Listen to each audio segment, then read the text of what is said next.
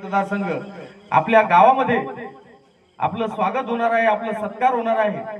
रस्त्यानं रांगोळ्या काढलेल्या होत्या, फुलं टाकलेले होते आणि आपले साहेब येणार आहेत म्हणून गावातील प्रत्येक व्यक्ती त्या ठिकाणी आतुरतेनं वाट पाहत होता। परळी नगरी अगदी सजलेली होती, पण त्या परळीकरांचं नव्हे तर अखिल भारतीयांचं दुर्दैव की त्या छोट्याशा विमानतळाकडे जात असताना जो त्यांचा कार अपघात झाला, त्या अपघातामध्ये आपल्या साहेबांचं त्या ठिकाणी दुर्दैवी निधन झालं। निधन हा शब्द म्हणताना सुद्धा अगदी वेदना होता, कारण साहेबांचं हे जाण्याचं वय नव्हतं। अजून अनेक कामं त्या ठिकाणी साहेब करू शकत होते किंवा ते निश्चितच करणार होते।